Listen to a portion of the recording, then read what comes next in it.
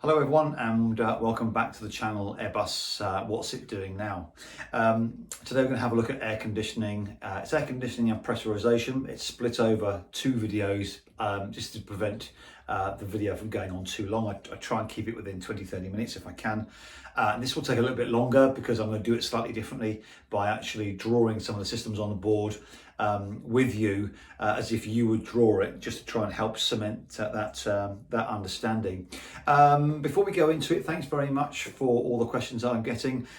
It's really good to see people are taking a proactive approach to the videos.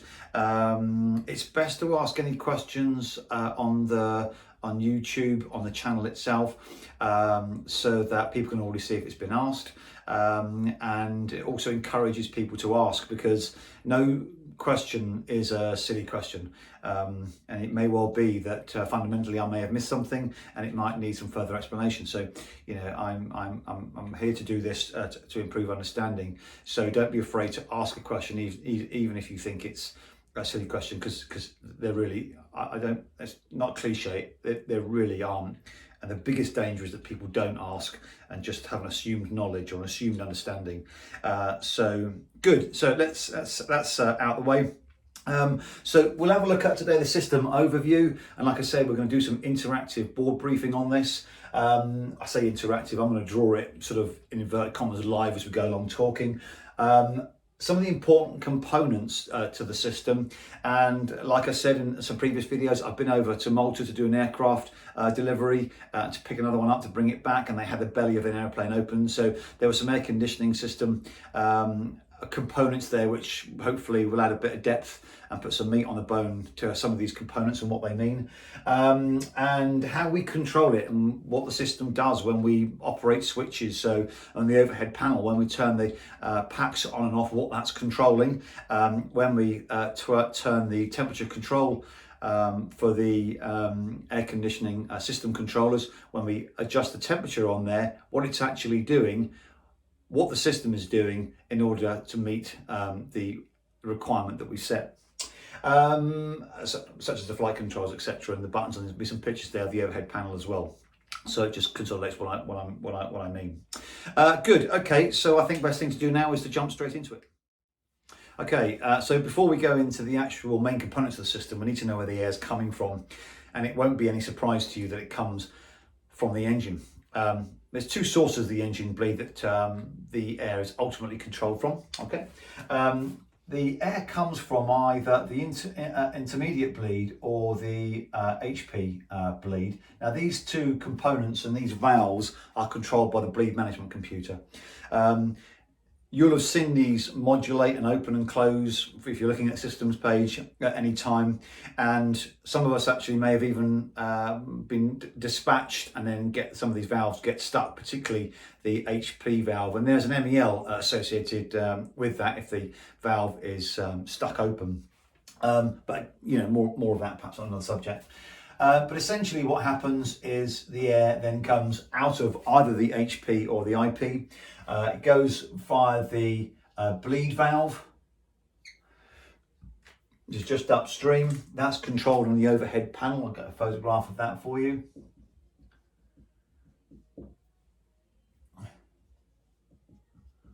That's the bleed valve, and that's bleed on or bleed off on the overhead panel.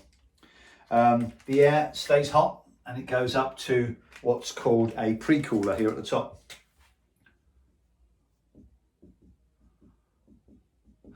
Because this air is really useful for us and it's already very warm, but it's actually too warm for us to use, hundreds of degrees. We need it a little bit cooler than that if we're going to supply the wing anti-icing, or we're going to supply, in this case, air conditioning. It'll be too much to cool. So in order to do that, as well as the IP and the HP bleed air, we also tap off some fan bleed at the bottom here. Okay, and that's very, very cold air. And that then basically goes into the pre-cooler and then gets vented overboard. Okay. The air that then comes through the pre-cooler is then of a much cooler and more usable temperature. and you can actually see the temperature of this air on the SD page. Again, I'll show you a little photograph of that.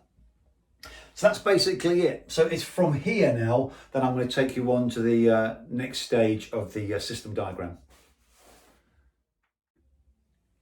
Okay, so carrying on then, we've got this nice sort of pre-cooled air, but it's still quite warm, going into packs 1 and 2 ultimately via the pack valve, and this is the switch you have on the overhead panel to turn the pack on and off.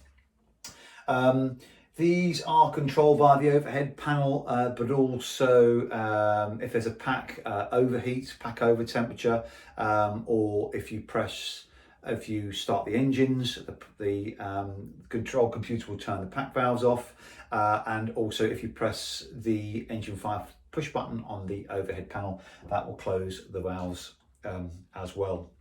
So this pre-cooled air goes via the pack control valve into pack 1 and of course pack 2, and of course the job of the pack is to cool that air. So we'll have a little blue line coming out of there, pack 1 and pack 2. Now that makes sense.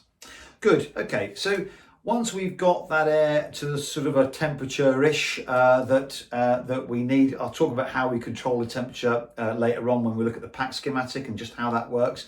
But essentially, we've got some very usable air now that is largely where we need it to be, apart from a little bit of trimming, which we'll talk about in a second. It then goes to a mixer. I'll just get that drawn in here.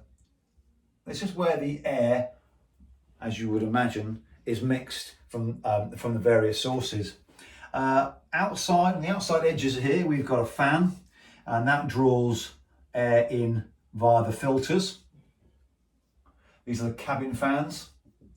Again, they suck air in from the cabin via a really super efficient HEPA filter. I think that's the buzz term of during COVID at the moment, HEPA filters.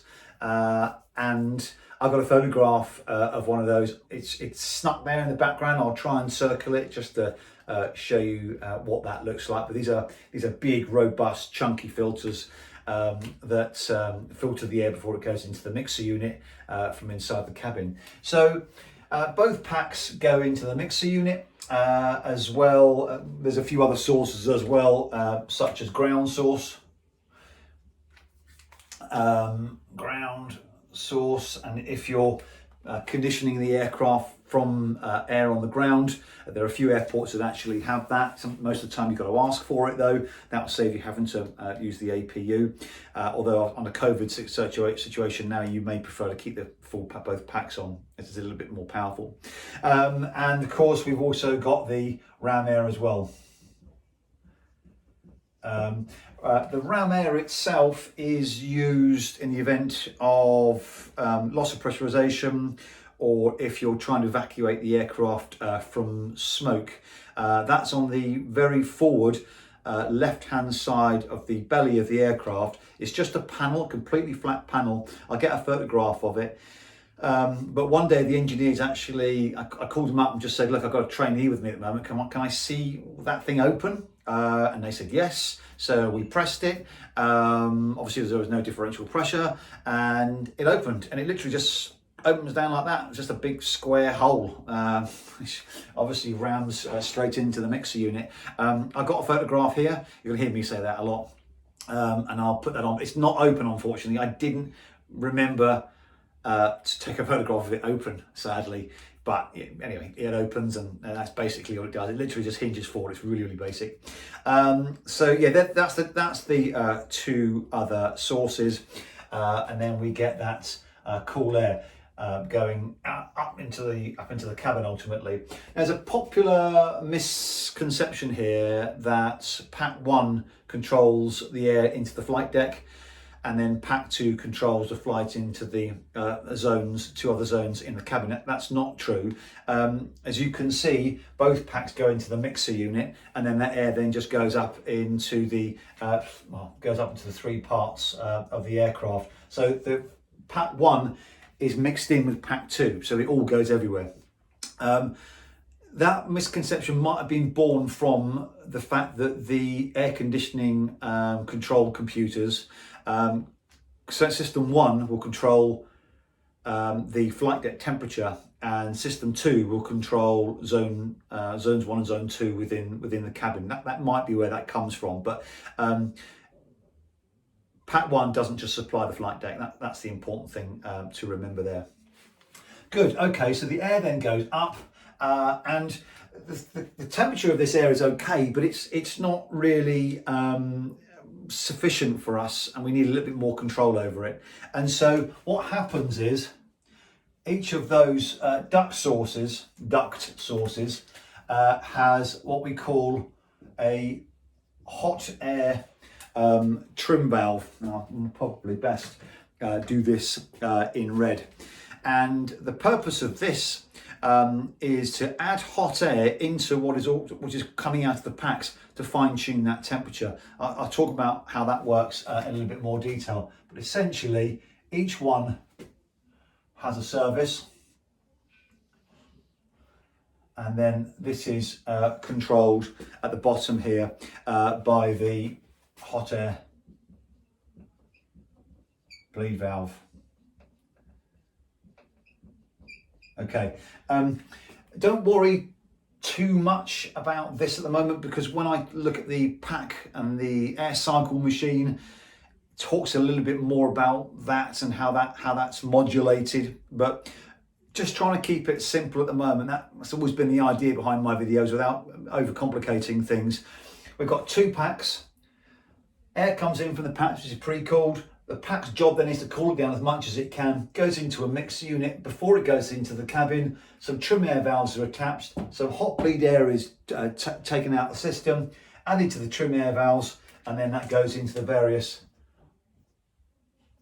compartments within the aircraft. Okay, I mentioned something to you earlier on, which was an air conditioning system controller.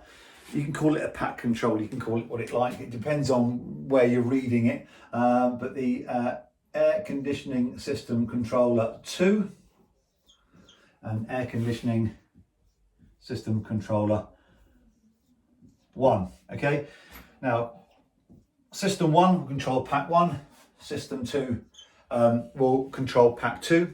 But what these controllers do is they also control the trim valves. Okay, and they also control the pack valve. Okay, so depending on what we've asked of it in terms of temperature control, they will modulate the trim air valves. They will also modulate the output of the pack. I'll show you where it does that in a minute. And they'll also control just how much and modulate just how much of that pack control valve, even though it's on, it'll modulate just how much on it is, if that makes any sense.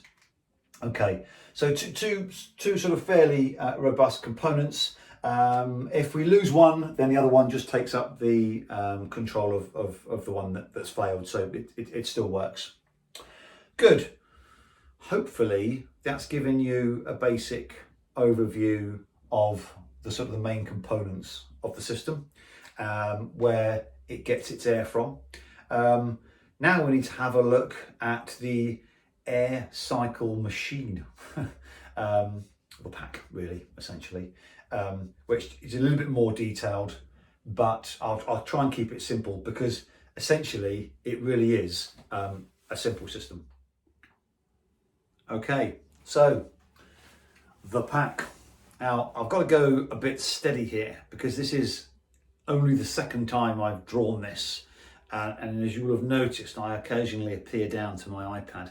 I don't carry my Etch-a-Sketch anymore because it's just too heavy. So I have it there. So if you see me referring over there, it's because I'm struggling.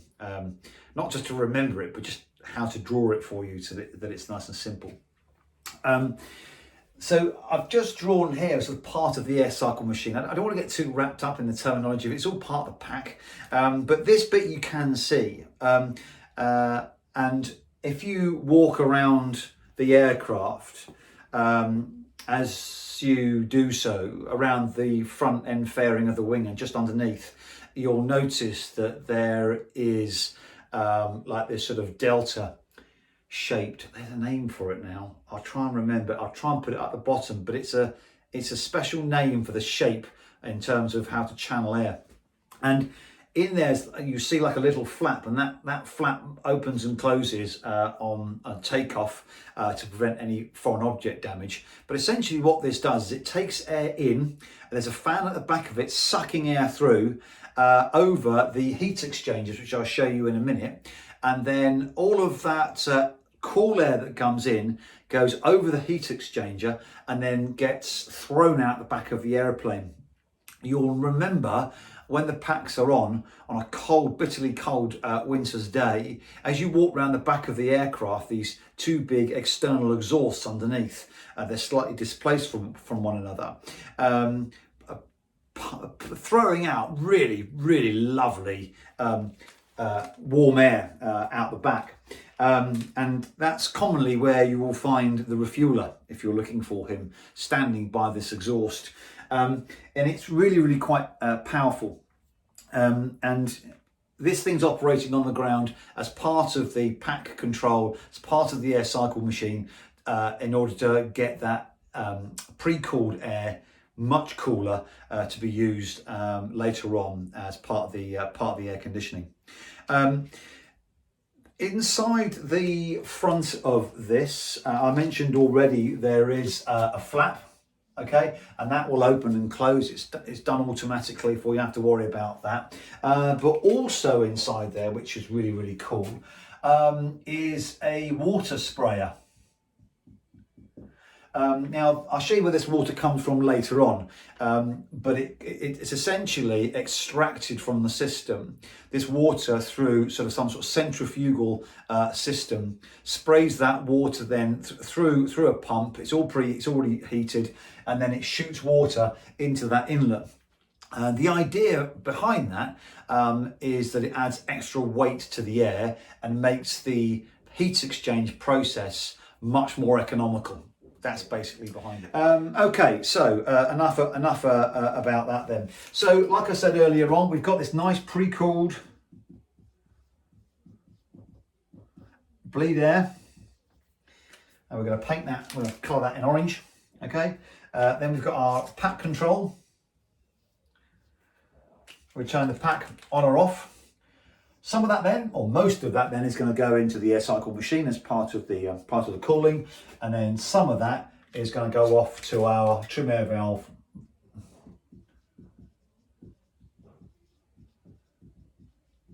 which I showed you earlier on.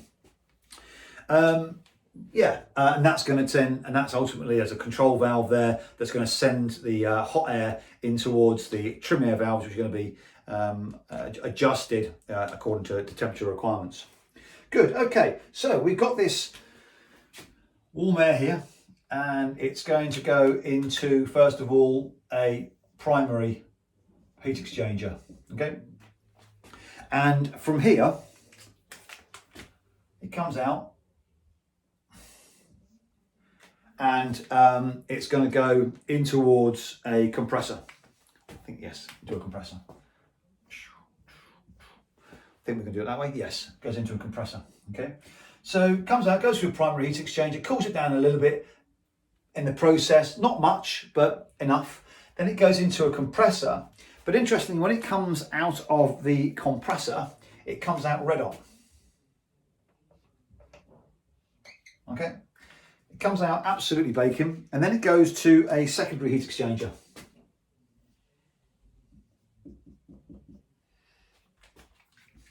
As it comes through the secondary heat exchanger,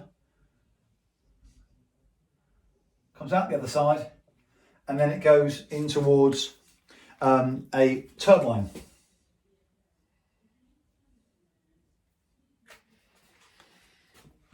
Here through the turbine, that warm compressed air, the energy, it gets expelled and taken out through the turbine.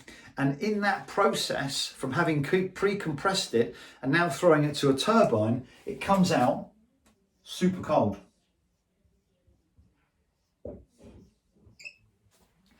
and off it goes up towards the mixer unit, etc. So that's basically it in a nutshell. It really isn't that complicated.